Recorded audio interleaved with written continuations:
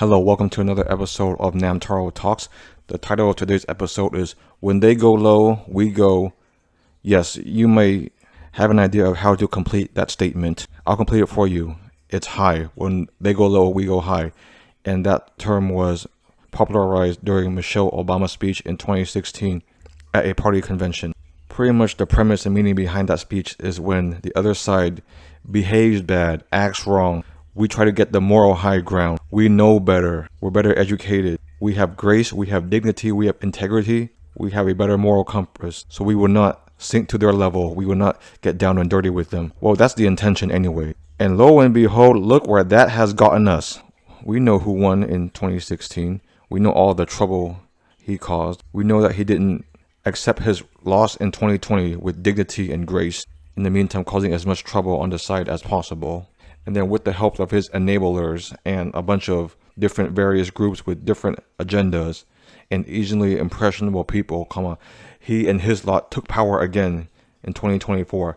Only this time they are, believe it or not, smarter, but systematic, cruel, strategic, calculating, vindictive, hateful, narcissistic, even much more than before, if you can believe it or not. Before there were people in place to say, hey, you can't do that. That's crazy. That's ridiculous. That's a bit much. Now he is surrounded by yes men and sycophants. And it's not just him. It's that entire party. It's entire establishment and a lot of people. I don't necessarily blame the voters, but they were manipulated. They were bamboozled. He and his party has deluded his voters, his base for years that they represent them. That those other people over there are the ones making your life miserable. And if we can hurt them, if we can punish them, if we can get rid of them, your life will be better.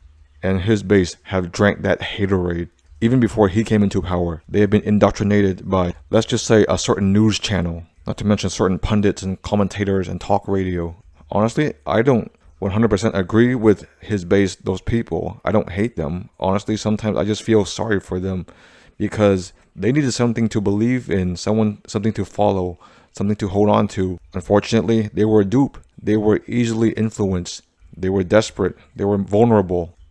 Their peers are like that. Their family is like that. Their community is like that. It's all they've known. And the party took full advantage of that, of their worst impulses, of their suppressed prejudices, of their fragile minds. But the party does not care about them. The party's own policies have hurt them for decades, but they vote against their own interests anyways because they think that voting for that party is voting just to get back at the other side, just to show those elitists, the ones in the city, really stick it to them, really hurt them because they've hurt us and they look down on us. But the base, they are so brainwashed and deep and entrenched with propaganda. They don't see how similar we are, not just both sides of the aisle, but the American general public.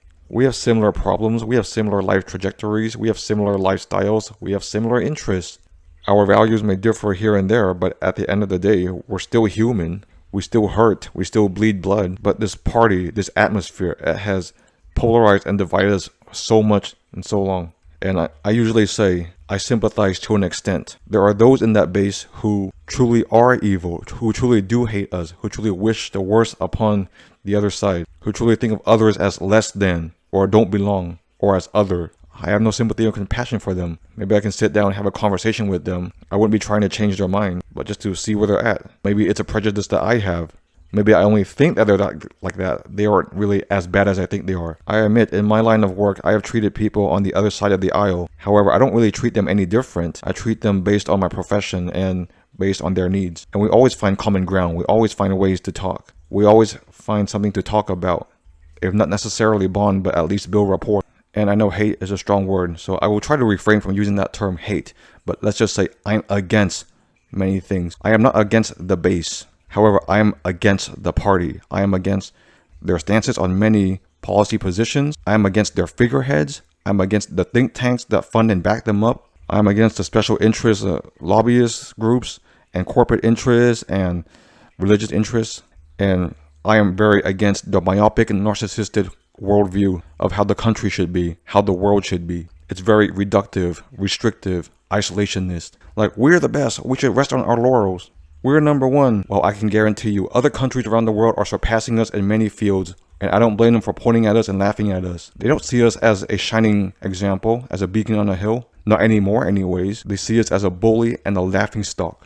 And I know it shouldn't be a them versus us mentality, whether it's our country versus the rest of the world or this side or that side. But let's just say that both sides are feckless. One side is cajoling to their leaders and their figurehead and their terrible policy positions, and the other side is enabling them and giving them every benefit of a doubt, thinking that you can try to compromise with them and appeal to their better nature. Like, oh, they're not that bad. Oh, we got some common ground. I might be using some metaphors wrong, but a rose shows its thorns. And that one fable where that one animal carried the snake across the river, but then the snake bit the animal anyways because it was the snake's nature. That other party, what grace and character have they granted us? They are unreasonable. They would leave us hanging. They would hurt us. They would withhold aid and money from us. If they're in charge, they're supposed to represent all of us. They're supposed to represent and lead everyone in the country, the whole country as a whole on the world stage, not just their loyalists, because they have a dog-eat-dog mentality, everyone for themselves, everyone pull yourselves up from your own bootstraps. In their mind, they have some kind of American exceptionalism, that financial blessings and material wealth are the will of God for them. And one of the worst things is they've planned this for decades. After FDR's New Deal, which included the GI Bill and brought upon jobs and Medicare and Social Security and so many other good stuff, and kept the corporations and monopolies in check and taxed the heck out of the rich people and the billionaires up to 91%. They infiltrated the think tanks and the news and try to blame this or that group. They introduce drugs to the community. They take advantage of a base that is loyal or single issue voters. They have defanged and deregulated corporations over the years, reduced the taxes, making it so that the American dream is out of reach, where housing is more expensive, tuition is more expensive, basic everyday goods are more expensive, while wages have barely risen. And over the years, they try to push the limits of crazy with the likes of Newt Gingrich, George W. Bush, Sarah Palin, the Tea Party, and pretty much what we have now. Meanwhile, the other ones on the other side of the aisle, they are far from perfect also, but they squandered their opportunities to make lasting change, to make worthwhile change, to stomp out these idiotic ideologies and mindsets that is prevalent in the government. They have been naive in thinking that the other side would play by the rules. At one point, they controlled every branch of government. However, their heads was up their own butts. Actually, everyone's head is up their butts now. That they signed trade deals that took jobs overseas, and corporations went along with it because they just want more profit. I remember reading the memoir of my president, and he said that one senator thought that because of the party's majority in all their houses were safe, that they could just go on vacation instead of campaigning. However, because they didn't campaign, they lost that seat, they lost that majority.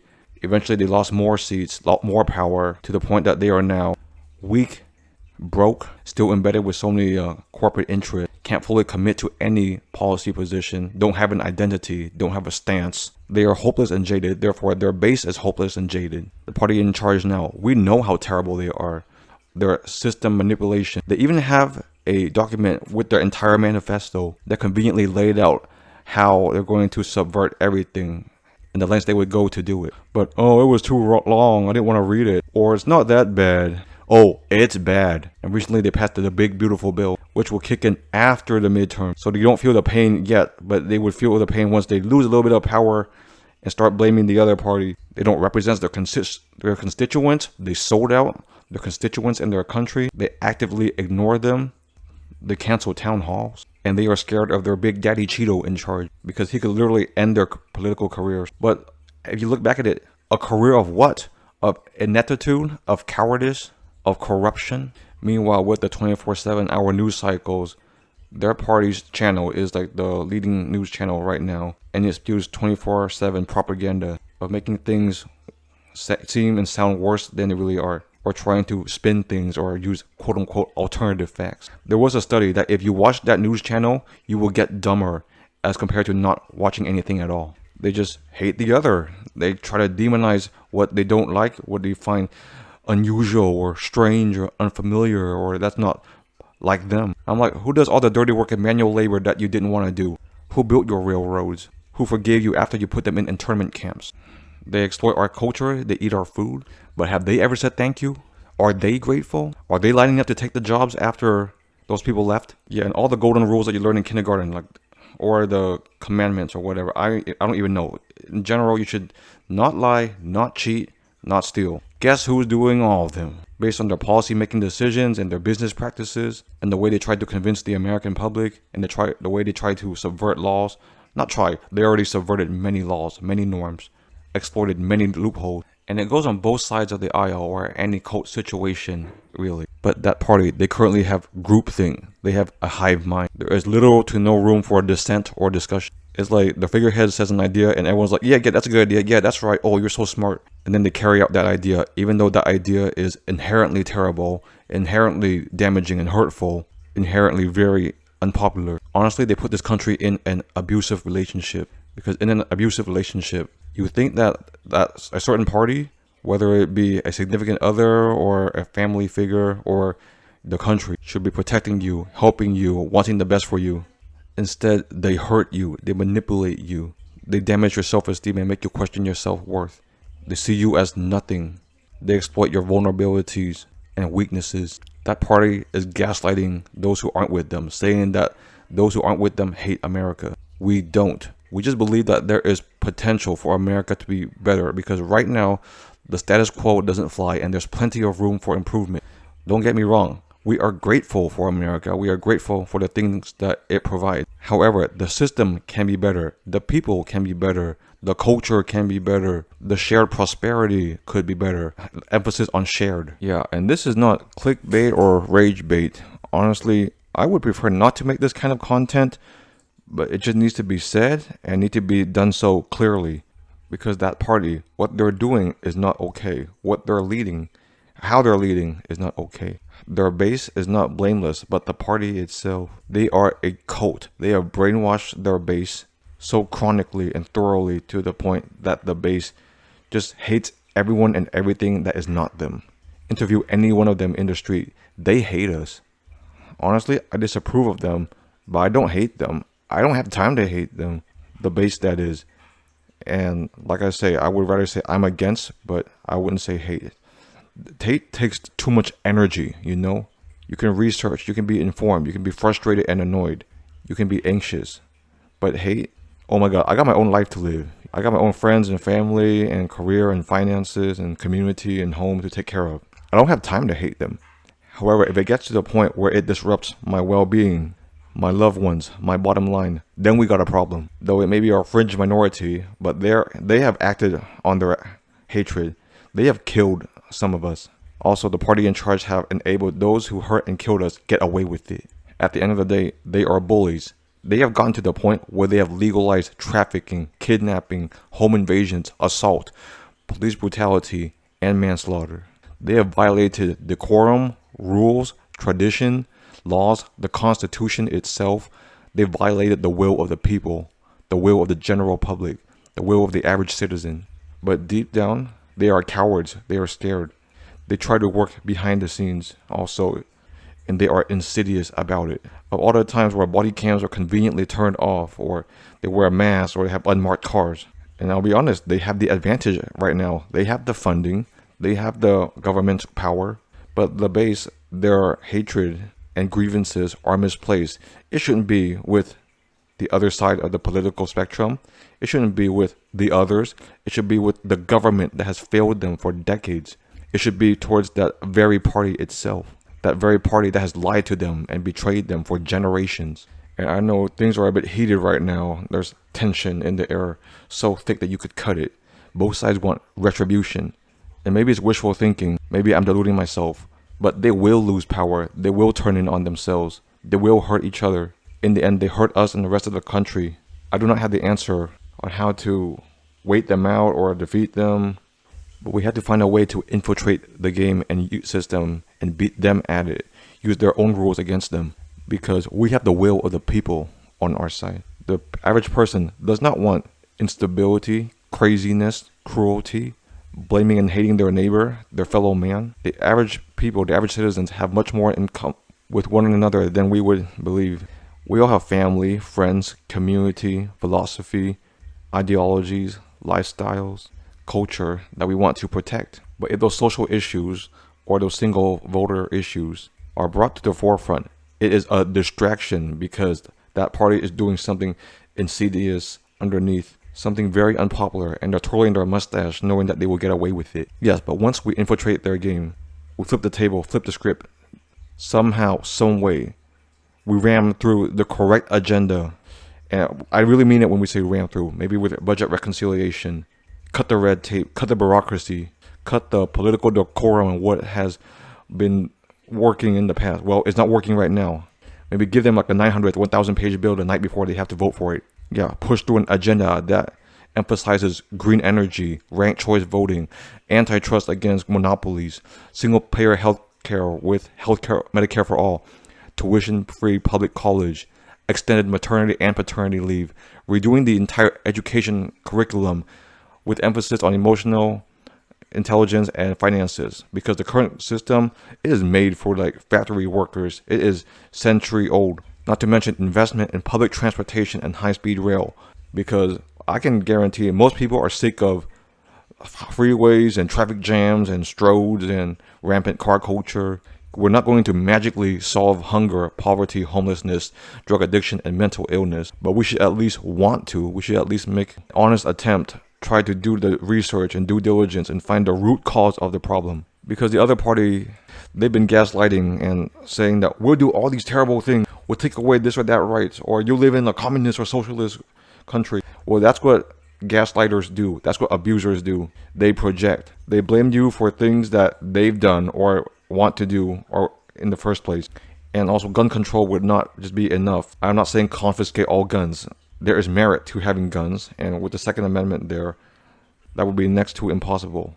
But let's be real. If the government turns on you and they have drones and tanks and missiles and nuclear weapons, one AR-15 or Colt 45 or 9mm will not do anything. Do you have your own rocket launchers? You might have your own property, but what if they roll up 20 deep?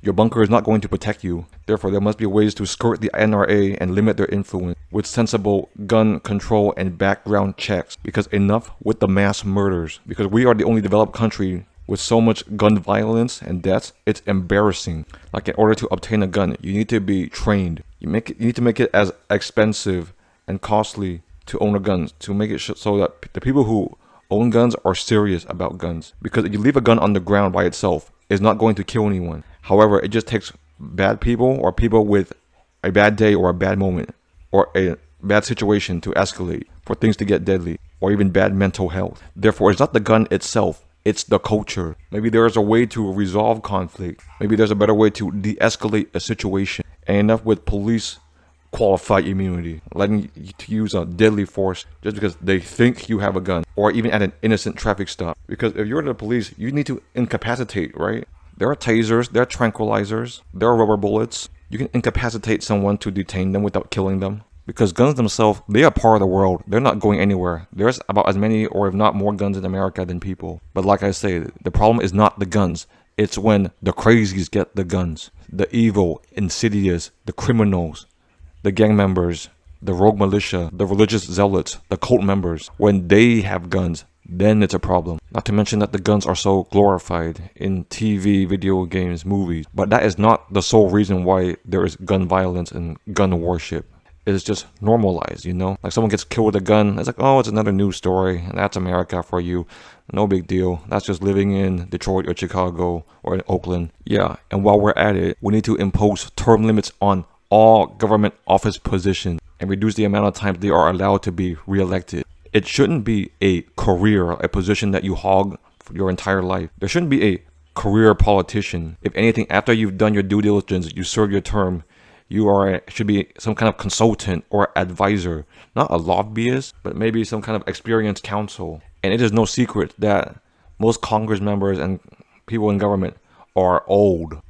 I am not aged, but we need a government that represents a majority of America. I'm very sure someone in their upper 70s does not relate to me, does not relate to a Gen Xer, does not relate to a college student or a teenager or a kid, because they live in a different time. The world now is different. The technology is different. The atmosphere and climate is different. The problems are different. The issues are different. Honestly, some issues may have not even been solved for all those generations. You had your chance. You had your time. I'm not saying that the youth should do everything and run rampant, but it helps to have fresh perspectives, fresh ideas, to have the perspective of the people who've been there, who lived it, who are in that community, environment, and situation on a daily basis, who study those fields. Yeah, and while we're at it, let's restore some laws or reverse some court cases, especially Citizens United, which has warped the entire incentives of government officials serving Now it's for all the corporate donors and big business and billionaires and CEOs, rather than the average citizen, their own constituents. They don't serve the constituents. They only care about funding and campaigning and insider trading and lobbying. And many of them, they came into politics with good intention, but they are swept up with the system. Like, this is how you survive. This is how you raise money. This is how you defeat your opponent. This is how you win the next term. Not to mention Roe v. Wade. Honestly, the right of abortion should be universal. Whether it be health implications or socio-economic implications or even societal implications, it should at least be on the table. Yeah, that's not states' rights, because I'll be honest, some states have poor judgment. And honestly, some of the smarter, richer states fund some of the dumber, poorer states. And I can't believe there was such a thing called a fairness doctrine back in the day. So whenever you present a news story, you had to present both sides of it, both perspectives of it. But it was gotten rid of in the 80s. And by a certain president that one party idolizes and hold on to and think that was the good old days. Well, he screwed up everything. I'm still waiting for that trickle economics. Yeah, trickle down, that is. Oh, when is the rich and the billionaires and CEOs going to be benevolent and give me my fair share? Never. That's why. Not until the government forces them to. And the government did force them to at one point in history. But the big business and the rich ruling class and the corporations and monopoly, they twisted the narrative. They funded the think tanks. They funded the media and propaganda machine over the years to bust workers' rights, to bust unions, to keep wages low. And they've also infiltrated that party to keep the status quo, to keep what they want at the expense of their own employees and customers. Sure, another thing I will throw into the mix is transparency with everything. I know that the government is not clean. I know that history is not clean, but the people as a whole deserve to know. They need to know the truth. They need to know how the sausage is made. You have to be able to take it. Otherwise, you would be ruling on a lie. You would be living a lie. You would be believing a lie. And there is the truth that's out there, what actually happened, the true narrative. Not just the quote-unquote government's truth, not just the narrative that was spread through the propaganda. And I'm not saying surveillance everywhere or impede on everyone's privacy, but nowadays we got ways to record audio and video. Unfortunately, also easy ways to encrypt and delete that data. But transparency and the truth throughout the course of history, not just with America, but other countries around the world. Were we great? Yes. But were we blameless? No. Do we have many things to be proud of? Yes. But was it at the expense of other populaces? Yes. And no amount of lying or narrative spinning is ever going to change that. Yeah, and with transparency, I mean literally everything. Like, we know Jeffrey Epstein did not kill himself. We know that Edward Snowden provided proof that the government is spying on us. We know that Dick Cheney has deleted millions of emails that would have implicated him profiting off defense contractors. We know that the government provided drugs into minority communities in America and to Central and South American countries to destabilize them and demonize and criminalize them. And we know that the government has supported military coups in favor of regimes that favored America, even at the expense of that country's populace. We know there is more to MLK and JFK's assassination. I know a lot of this information is out there as truth, while a fair amount is still a bit iffy. However, how about clearing the air, because the American public deserve to know. Otherwise, they would just be speculating with conspiracy theories. And conspiracy theories are the worst, because there is little to no critical thing for conspiracy theories. Anyone can have a conspiracy theory. Most importantly, okay, maybe not the most important, but it's on the table. We should have our own form of retribution of everyone associated, implicated with this party, this movement. We need to hold them accountable. We need to punish them to the heaviest, fullest extent of the law. We need to make an example out of them that they can never, ever get away with it. We need to crush their ideology, their mindset, so nothing like this can ever happen again in the entire history of the United States. This overreach of power, this organized chaos, this subverting the rule of law, subverting tradition, subverting the Constitution, subverting the American dream, subverting our ideals, our principle, the rampant lying, cheating, stealing, they all need to pay. But I'm not just saying one part, I'm saying both parties, both sides of the political spectrum. Honestly, every government member that has ever been involved, no matter how far back it goes, at this point, we are past the statute of limitation. Like every scandal, every instance of insider trading, and justice should be fair, but swift, with due process, albeit right now they're not granting a lot of the people they're rounding up due process. We still have the 8th Amendment. We can't be cruel and unusual. While we're at it, also go after the bankers who caused the 2008 financial crisis, if they're still alive, that is. And we won't let them hide. We won't let them flee the country. We won't let them hide their money in other countries' tax havens, because only then will we truly draining the swamp. Will we be truly rooting out corruption? And I've said it before, I do not know what the answer is. I don't even know where to start. There are many other people out there who are more educated and qualified than me. I just know that violence is not the answer, but neither was peace. Look at what happened to Martin Luther King Jr., Gandhi, Malcolm X, and many other examples. Honestly, I don't even know if all the points I'm making even matter. We might not even have a functioning government in a year or 2 years. We might not even have a midterm election. We might not even have the next presidential election. The best we can do is resist, saying this is not okay. This has gone on long enough. Both parties, the entire government, the entire system itself has been corrupt and compromised and played us for suckers for generations. And we know, and we're not going to take it. Storming the Capitol will not solve anything. Harming government officials will not solve anything. But standing up, making our voices heard, voicing our concerns, spreading the word, fighting common ground, reaching out to communities, reaching across the aisle. I know this entire episode has been back and forth, maybe some points hypocritical and contradictory. Hippocratic, that's for a doctor. Honestly, sometimes I'm torn. The emotional side wants to go scorch earth, but deep down, I know that the love, respect, compassion, integrity, decency, and the American dream, it is still there somewhere. Honestly, right now, America, it has lost its soul. Are we white? Are we Christian? Do we accept immigrants? Are we diverse? Are we multicultural, multi-ethnic? Are we capitalist? Should there be hints of socialism? America is lost right now. Like I say, I don't know how we'll survive it or how we'll get out of it. One possible way, for cults anyway, is that the cult leader dies with no successor, because the successor doesn't have the same charisma or cachet as the cult leader. I don't know what will happen to that party or that movement when the Cheeto dies, but I can guarantee that it won't be like the way it is right now. But God plays a joke on us, and evil has a special way of surviving. Evil has longevity. Henry Kissinger lived to 100 years old. However, sometimes we might come to realize that the system itself is unsustainable and collapses. Right now, they think they are the phoenix rising from the ashes, but no, the way of the people, the goodness, the decency, the critical thinking, the logic, the education, the learning from history, the heart, the compassion, that will all rise from the ashes. Or at least I hope so. At least America, it still has a chance, because there are two very prominent examples of what happens if you sustain the status quo for too long. You have the CCP and North Korea. And I'm not going to go into too many details about what's life is going on for them, but I can guarantee you their citizens do not have the same chance that we do. Also, we still have history on our side. We still have the power. We do not have the chaos yet, because chaos is very difficult, if not impossible, to contain, especially with war-torn regions like the Middle East and Africa. And the thing is, they need to know that they are beat, like soundly beat, grinded to a pulp.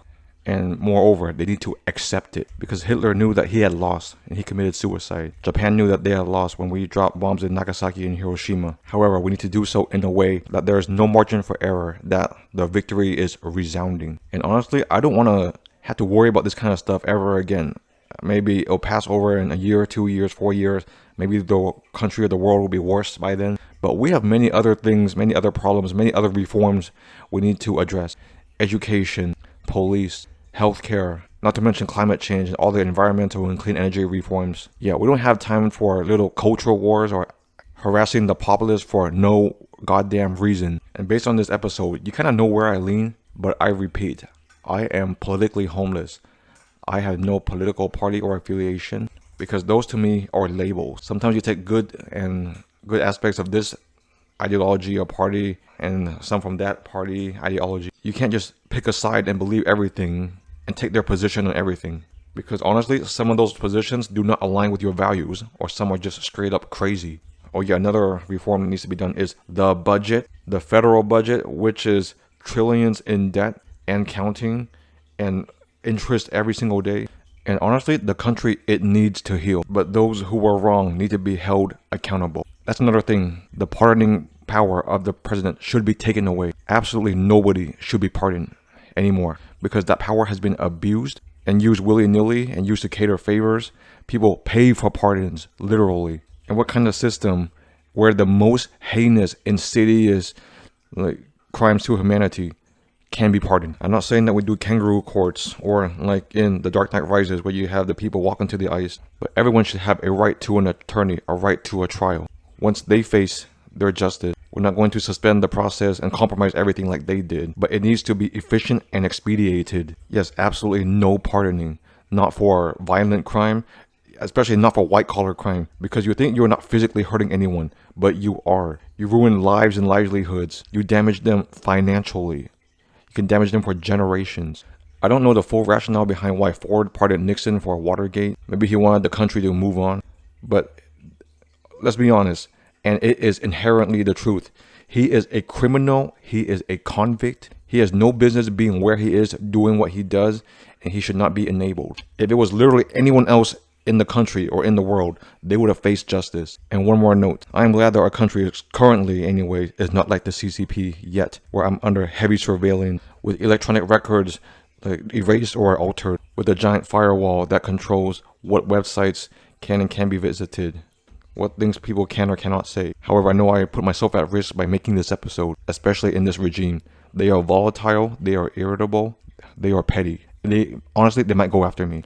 I take pride in the fact that I have under 1,000 subscribers and my channel is just mainly cats and rabbits. Hopefully Peter Thiel's Palantir is not smart enough yet. But this kind of discourse, this kind of discussion should be free, should continue to be free. The First Amendment is still there. Freedom of speech. I'm not slandering anyone. I have the right to speak my mind and have an informed opinion that's given with due diligence and critical thinking and research. And people are allowed to speak their mind and call it as it is. You don't have to wait to be qualified. If that was the rationale, then only scholars or people who study a certain subject can only speak on that subject. They may have more cachet, but you take it with a grain of salt. I didn't study political science in college, but I keep my eyes and ears open to try to keep an idea of what's going on. I see the community around me. I see what's happening to my friends and family. I try to stay relatively informed on my history. Oh yeah, quick tangent. Yeah, the Tulsa massacre, that was real. And they hid it and suppressed it for probably a century at this point. But let's sum it all up. Back to the title. When they go low, we go. We could go low with them. We can get down and dirty and beat them to the ground. They want to go low. We get low with them. We keep them low. We pound them to the ground so they stay low. But yeah, it's bringing ourselves down to their level. But we got to meet them where they are. If we go high and take the moral high ground and just wag our finger and say, no, you can't do that. You're breaking the rules. That's a victimhood mentality. That is useless. That is enabling the abuser. Yes, I'm not a Christian, but I know there is some saying where you gotta turn the other cheek. But they're literally gonna punch both cheeks and every other part of your body. I'm not saying fight fire with fire, an eye for an eye. I'm saying stand up for yourself. Assert yourself, be loud, be disruptive, make your voice heard, make yourself known. Because honestly, we outnumber them. The smart ones, the critical thinking ones, the sensible ones, the ones who just want to move on with their lives and have friends and family to care about. There's way more of us than of them. It's kind of like the movie The Bug's Life, when Hopper, the leader grasshopper, acknowledges that there are way more ants than grasshoppers. But if you reinterpret Michelle Obama's quote, when they go low, we go high. We can go high. We have the reforms in place. We have everyone's best interest in mind. Our best interest, their best interest. We would help everyone. We would lead everyone. And the ones who repented and seen the error of their ways, who were just caught up, we would look deep down to forgive. Maybe not right away, but eventually. We still hold them accountable. They still have to be repentant. But there is room for healing. There is room for grace. And who knows if this episode, this channel, or even me will still be there 2 years from now, 4 years from now, 20 years from now. But this is the current snapshot as of this current moment. These episodes are backlogged and this is likely uploaded somewhere in the middle of November 2025. But this is currently being recorded on July 9th, 2025. And we'll see where things have gone from there. Anyways, thank you for listening. I'll see you next time. And I promise the next episode will be a bit more lighter, to say the least. Thank you. Bye.